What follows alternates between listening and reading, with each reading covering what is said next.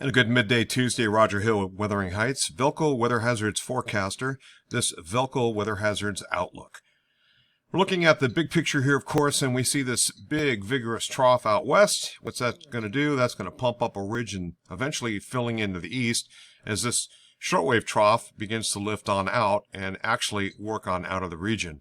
This is going to imply a warm-up that's going to be taking place, and eventually some moisture that's going to come out of the Gulf of Mexico, as well as some west coast moisture that makes it over the Rockies. This is going to combine for increasing chances for rain, unfortunately, toward the holiday season, along with milder air. But currently we don't have that milder air quite yet. We're seeing some fairly cold temperatures advecting in, especially just to the north and west of our region. That's causing a kind of what we call a baroclinic zone, or a bit of a kind of a frontal boundary. And that's spinning up a little bit of lake effect moisture that's occasionally making it into Vermont. And this will be the case, it looks like, off and on through the day into the morning hours on Wednesday. It does look like by Wednesday afternoon we're going to dry things up a bit. There could be just a little bit of a flurry action near the northern border region along about Wednesday late in the day or early evening. And then once that moves on out, we're pretty much free and clear with the next main situation here developing. It looks like it's going to be rain. Let's take a look at the computer modeling. On the left we have the European model, on the right we have the GFS ensemble. Here's that shortwave trough that's going to interact here and basically develop into a warm front and then lift on out of the region. This warm up out ahead of this strong impulse that's working in across the Pacific Ocean arrived on the west coast yesterday. This is going to be building that ridge, and of course warmer temperatures are going to be pushing on in. The GFS ensemble is in pretty good agreement with the European. Let's run the model. These are the next 3 to 6 hours. We're looking at precipitation. It goes back basically 6 hours. So this Alberta Clipper system is going to be headed our way and then work out of the region kind of as a warm front. Also note this area of higher pressure that's going to start to build up. And we've seen a lot of higher pressure centers develop basically in the sort of western Atlantic, occasionally looking like the Bermuda High and jutting into areas from the western Atlantic into the east coast. Area of higher pressure will build in briefly for Tuesday night. And just out ahead of this next incoming Alberta Clipper system. And we can see the GFS ensemble is pretty much in a total agreement here. And this is going to start to produce a little bit of flurry action, but it doesn't last very long. In fact, it's going to be pretty much starting to dissipate. Now this goes back 6 hours, so it looks like that lingers, but it doesn't. In fact, we're going to lose a lot of that precipitation again as it lifts to the north. And we start to get a pretty good southwesterly flow between low pressure out west and this area of higher pressure here. However, I'm not seeing any gradient winds. Potentially, maybe a little bit of channeling winds reaching closer to thresholds, but it looks like pretty limited. It's just mainly moisture is going to be gathered off of the Gulf of Mexico and incoming from the Pacific. This combination eventually is going to produce first a warm intrusion, and then we're going to see this begin to string along and then work into the region kind of weakly at first, and the arrival time looks like it's mainly somewhere around Friday night into Saturday. And it looks like the bulk of this main weather system will be, especially it looks like New Year's Eve, unfortunately, and then into the day on New Year's Day 2023. That then moves on out. Looks like another weaker system with colder temperatures on the backside, and that's well beyond the period. But another system here that could mean some stormy weather for us.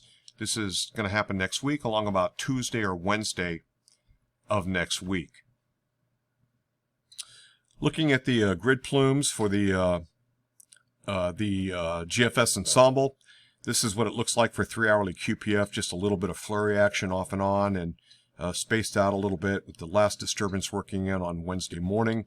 Then it basically dries out, and we're looking at dry weather probably through about Friday night or so, and then we're getting into this system here with the bulk of the system falling, it looks like, on 2023, or basically around New Year's Eve, midnight, and then continuing during the day on 2023, Sunday.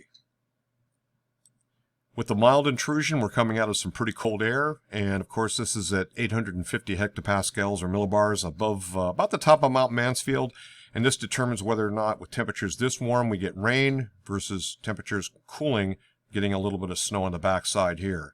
But overall, not a big deal. Looking at precipitable water and the bulk of the precipitation, looks like it's going to be timed out with this weekend's storm system that's working in. The European model has basically about 2 to 4 sigma moisture levels, standard deviation, so above normal. And so there's some hefty moisture if it can get triggered. And that's what we're looking at here. And then total snowfall this period, really not very much, about a ½ an inch. Again, this is based off the Montpelier grid. Well, you can see the west coast is going to be inundated. In fact, there is a actual atmospheric river that is with this first lead system, and it stretches just about all the way back across the Pacific Ocean. It's quite remarkable to see an atmospheric river stretch all the way east of the Philippine Islands, all the way across the Pacific, interacting with terrain, and that's the Sierra Nevada. And this is the reason, part of the reason why we're seeing just so much moisture out here. There's a lot of thunderstorm activity associated with some of these systems, and producing some lightning out to sea, at least yesterday. And so that tells you there's some pretty dynamic weather going on over the portions of the eastern Pacific Ocean at this time. For the 7-day period, however, for our neck of the woods, we're looking at about a ½ inch to about an inch or so, and not a great amount of precipitation just yet. You can see it starting to get in and advect. And moving right along, we can see that we have still cold air in place with neutral or near normal temperatures, a little bit above normal across the northeast U.S. into the Canadian Maritimes. Warming up in the west, still kind of chilly from the last go. Meteorological output statistics over the next 5 days shows temperatures anywhere from 12 to 15 degrees above normal. These are high temperatures only. Looking at, that's for the next 5 days, so 3 days later, we're still above normal, somewhere between greater than 15 degrees above normal. West Coast, starting to see a major cool down take place. Looking at the Northern Hemisphere total snow extent, just for kicks, it looks like we've leveled off and we're in the more outlier levels now, looking at the Northern Hemisphere. And it's really not North America, but basically North America is trying to hold its own with a higher than normal snowfall cover right now, this measurement. So who's missing the snow? Well, it's Eurasia.